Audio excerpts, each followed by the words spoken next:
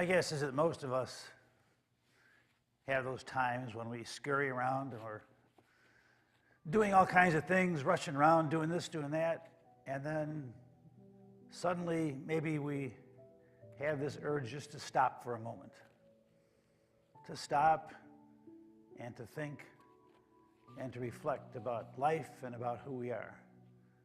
Because sometimes in the scurrying around every day, maybe we lose touch with the very spirit that makes us who we are. So I'm thinking of the words today are from an American surgeon. He's serving in the Ukraine, donating his time to help heal people. And this is what the American surgeon says. He says, "I have never seen a people so propelled by what is good and what is right." Wow. The spirit of our brothers and sisters in Ukraine, propelled by what is good and what is right. You know, this morning I spent some time just thinking about stuff and about who we are. And I realize how puny I am. How I'm just like one speck in the tapestry of life.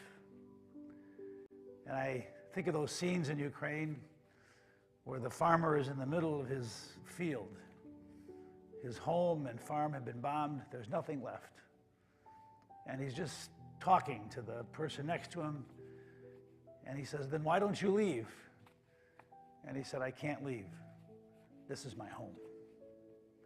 And I think of those little kids in their mother's arms, and they're standing next to what used to be their home, and it's been destroyed.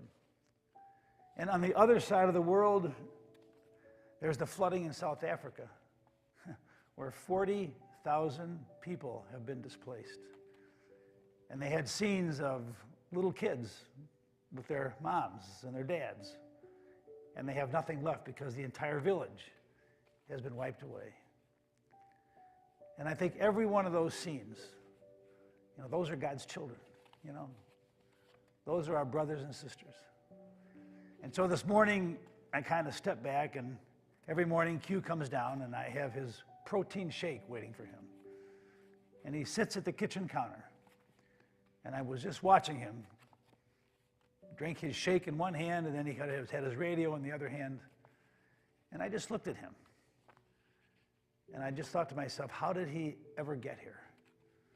I mean, I met him when he was just a few months old at Heartland in Texas. And then a few months later, when he became a ward of the state, began to think about adopting him. At the age of 2, he landed in our home. And now, at the age of 21, I'm just watching him sit there. And how did that happen? He's just like one kid. And yet randomly, just because I happened to see him miles away, he's now part of our family. And Peg and I, we love him like a rock.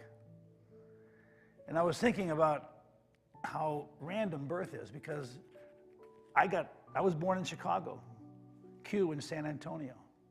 Those little kids born in Africa, the kids born in Ukraine. And where we're born and to whom we're born is just a random act. And yet, I think, in a way, we're just a speck. And yet, to someone else, like one of our kids, or the kid down the street, we're their whole world. And we live in the middle of all that, of, on the one hand, being almost insignificant, but on the other hand, we are part of the majesty and the mystery of God's creation. And I realize that, in the words of that surgeon, every single day, I want to be propelled by what is right and what is good. There's so much going on in the world. There's so much that doesn't make sense. But the only thing that does make sense is every single day when we get up, that we need to be propelled by what is right and what is good. And if we can do that, then we may not be able to change the world, but we can sure make a difference. I was thinking of a couple little things. There's a a lady in the church named Diane, and she's the one that for the last 3 weeks has brought those little keychains. And we just put them in a basket by the love bucket. And every week, the keychains are gone. And when I saw Diane last night, I said, you know, Diane, those little keychains you put by the love bucket, they have brought in over $800 for Ukraine. Your seemingly small act of kindness, which is not a small act of kindness. Then I was thinking of Easter Sunday morning with all the kids here sitting on the floor in front of the altar.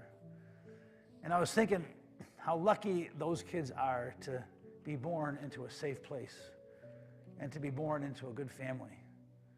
And while a lot of kids don't have that. And even though we can't change that, I look at those kids and their innocence and how blessed they are to have a good church and a good family. And I realize that as I walked out of the door on Easter Sunday morning, so much I want to be propelled by what is good and by what is right. One moment, one child at a time. And yes, there is a lot going on in the world. And yes, we're just one speck, but we're an important speck, a majestic speck, a part of that incredible circle of life that God gives to us. One of you who listens to us almost every day sent me this little saying, and I'll close with that. And here's what it says. Never regret a day in your life. Good days give you happiness. Bad days give you experience. The worst days give you lessons. And the best days give you memories. I thought about that. Every day is not easy, but every day is a gift. And as we scurry around and do all kinds of stuff, once in a while it's just good to step back and look at what we have and look at those we love and realize that our calling is to do what is right and what is good every day. God bless you. I look forward to seeing you or talking to you on Friday.